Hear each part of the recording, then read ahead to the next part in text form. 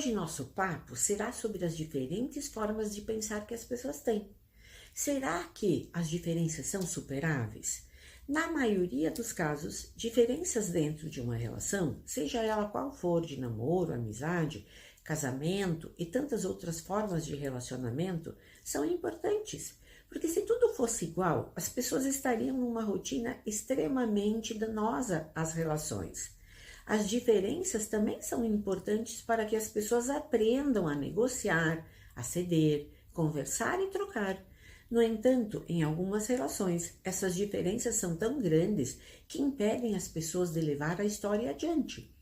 Então é preciso tomar cuidado, porque as pessoas podem se ferir de forma muito intensa. Eu sou uma defensora do diálogo franco e aberto, da conversa honesta, aquela conversa que é capaz de expor suas ideias sem precisar fazer rodeios ou omitir detalhes, sem agressividade, sem rusgas, sem dores. Quando não expomos, nós vamos guardando e quando isso acontece, nós vamos nos distanciando. Por que não falar para a pessoa que gostamos o que sentimos? Infelizmente, por alguns motivos, isso não acontece na maioria dos relacionamentos.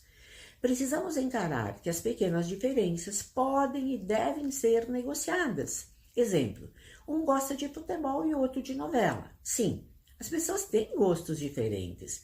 Nós precisamos entender, respeitar e nos acostumarmos com isso. As diferenças nesse contexto são inclusive interessantes para o relacionamento. É bom ter uma visão diferente sobre algo que você conhece. É bacana aprender a lidar com essas pequenas coisas. Mas e quando a diferença é maior? Quando um sonhava desde criança em ter filhos e casar na igreja, e outro já tem filhos de outra relação e não quer mais casar na igreja? Ou quando um sonha em ir morar no ar tranquilo da montanha, enquanto o outro não pensa sair do burburinho da cidade grande? Ou quando as crenças religiosas são muito diferentes. E as políticas, então? Não é possível simplesmente repetir frases que se costumava dizer no passado, como o amor supera tudo. Isso não é verdade. É romântico, bonito, mas nem sempre é correto.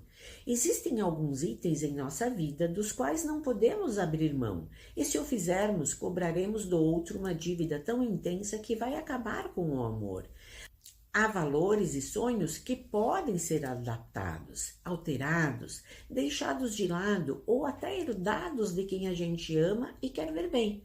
Mas outros são tão intensos para nós que não podemos abrir mão deles. Evidentemente, se entre essas coisas tão impossíveis as conversas avançarem honestamente e houver condições de um pequeno acordo, as coisas poderão funcionar mesmo assim.